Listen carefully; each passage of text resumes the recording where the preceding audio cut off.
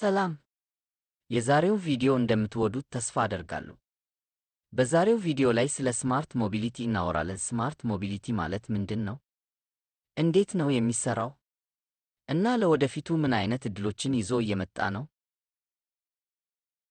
ስማርት ሞቢሊቲ ማለት በዘመናዊ ቴክኖሎጂ የተደገፈ የትራንስፖርት ሥርዓት ሲሆን ዋና ዓላማው የሰዎችን እንቅስቃሴ ቀልጣፋ፣ ደህንነቱ የተጠበቀ እና አካባቢ ወዳድ እንዲሆን ማድረግ ነው። ይህ አዲስ የትራንስፖርት አወቃቀር የዲጂታል ቴክኖሎጂዎችን፣ ሰው ሰራሽ ኢንተለጀንስን እና የመረጃ ትንተናን በመጠቀም የትራፊክ ፍሰትን ያሻሽላል፣ የአካባቢ ብክለትን ይቀንሳል፣ እንዲሁም የመንገድ ደህንነትን ያሻሽላል።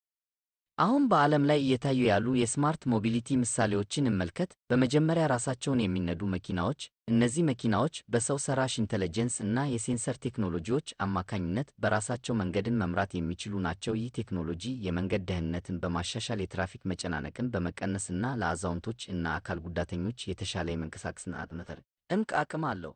ሌላው የስማርት ሞቢሊቲ ምሳሌ የሚካፈሉ የትራንስፖርት አገልግሎቶች ናቸው። የመኪና፣ የሳይክል እና የስኩተር ማካፈያ አገልግሎቶች በስማርትፎን አፕሊኬሽን በኩል በቀላሉ ተደራሽ ሆነዋል። ይህ ሥርዓት የግል መኪና ባለቤትነትን ፍላጎት በመቀነስ የትራፊክ መጨናነቅን እና የአካባቢ ብክለትን ይቀንሳል። ሦስተኛው ምሳሌ የኤሌክትሪክ ተሽከርካሪዎች ናቸው። እነዚህ ተሽከርካሪዎች ከነዳጅ ተሽከርካሪዎች ጋር ሲነጻጸሩ ብክለት የማያስከትሉ እና ወጪ ቆጣቢ ናቸው። በአሁኑ ወቅት በርካታ የመኪና አምራቾች ወደ ኤሌክትሪክ ተሽከርካሪ ምርት እየተሸጋገሩ ነው።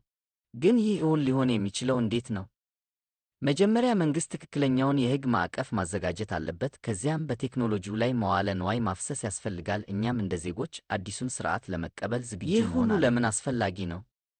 በአንድ በኩል ጊዜያችንን ይቆጥብልናል። አሁን በትራፊክ ውስጥ የምናባክነውን ጊዜ ለሌላ ጠቃሚ ነገር መጠቀም እንችላለን። በሌላ በኩል አካባቢያችንን እንጠብቃለን፣ ለልጆቻችን ጤናማ አካባቢ ለእግረኞችም የተሻለ ይሆናል። የእግረኛ መንገዶች ስማርት መብራቶች ይኖራቸዋል። ለአካል ጉዳተኞችም ተደራሽ የሆኑ መንገዶች ይኖራሉ። በማታ ማታ ደህንነታችን የተጠበቀ ይሆናል።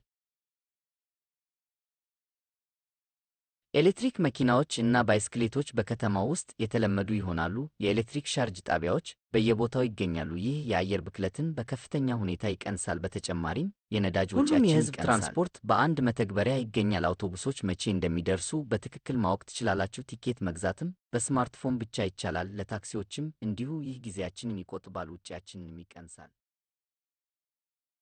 ወደፊት ራሳቸውን የሚያሽከረክሩ መኪኖች፣ የድሮን አገልግሎቶች እና የሃይፐርሉፕ ቴክኖሎጂ የስማርት ሞቢሊቲን ተጨማሪ እርምጃ ወደፊት ይወስዱታል። እነዚህ ፈጠራዎች የመጓጓዣ ሥርዓታችንን የበለጠ ቀልጣፋ፣ ደህንነቱ የተጠበቀ እና ዘላቂ ያደርጉታል። በአዲስ አበባ ውስጥ የስማርት ሞቢሊቲ ሥርዓት ቢዘረጋ ምን ይመስላል?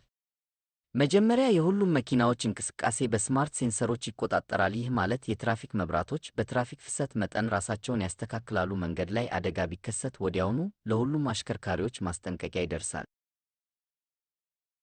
በአዲስ አበባ ከተማ የቀላል ባቡር አገልግሎት ከስማርት ካርድ ሥርዓት ጋር መተዋወቁ የስማርት ሞቢሊቲ ጥሩ ምሳሌ ነው። ይህ ሥርዓት የመንገደኞችን ጊዜ ይቆጥባል፣ አገልግሎቱን ያቀላጥፋል፣ እንዲሁም የትራፊክ መጨናነቅን ለመቀነስ ይረዳል። በቀጣይ ዓመታት የስማርት ሞቢሊቲ ተጨማሪ እድገቶችን እናያለን። የራስ ሰር መኪኖች፣ ዲጂታል የትራፊክ መቆጣጠሪያ ሥርዓቶች እና ተጨማሪ አካባቢ ወዳድ የትራንስፖርት አማራጮች። እነዚህ ሁሉ የከተማችንን ሕይወት የበለጠ ቀልጣፋና ምቹ ያደርጉታል። ሌላው ቁልፍ ነጥብ ተጠቃሚዎች ግብረ መልስ መስጠት ነው። ችግር ካጋጠማችሁ ወይም የተሻለ ሐሳብ ካላችሁ ለሚመለከታቸው አካላት ማሳወቅ። ይህ የሥርዓቱን ጥራት ለማሻሻል ይረዳል።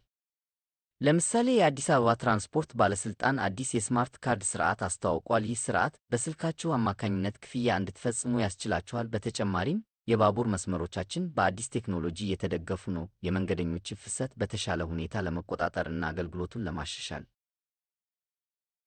ታዲያ ይህ ለእኛ ምን ጥቅም አለው?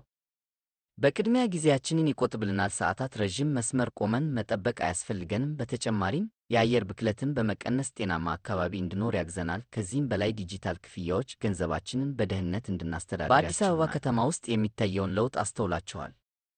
የኤሌክትሪክ አውቶቡሶቻችን፣ የቀላል ባቡር አገልግሎታችን፣ እንዲሁም በስማርት ካርድ የሚሰሩ የትራንስፖርት ክፍያዎች፣ እነዚህ ሁሉ የስማርት ሞቢሊቲ አካል ናቸው።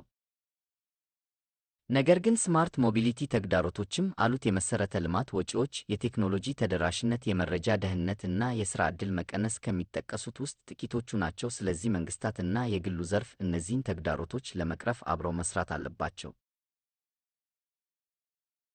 ለወደፊቱ የትራንስፖርት ስርዓት ወሳኝ ሚና እንደሚኖረው እርግጠኛ ነኝ። ይህ ለአካባቢያችን፣ ለጤናችንና ለኢኮኖሚያችን ጠቃሚ አዳዲስ ቴክኖሎጂዎችም እየተጨመሩበት ይሄዳል። ለምሳሌ በአየር ላይ የሚንቀሳቀሱ ታክሲዎች፣ ሃይፐርሉፕ የባቡር መስመሮች እና ተጨማሪ አውቶማቲክ የሆኑ የትራንስፖርት ቻናላችን ስለተከታተላችሁ እናመሰግናለን። በቀጣይ ስለ ስማርት ሊቪንግ የምናይ ይሆናል። የሚለቀቁ ቪዲዮዎች እንዲደርሶት ሰብስክራይብ፣ ላይክ፣ ሼር ያድርጉ።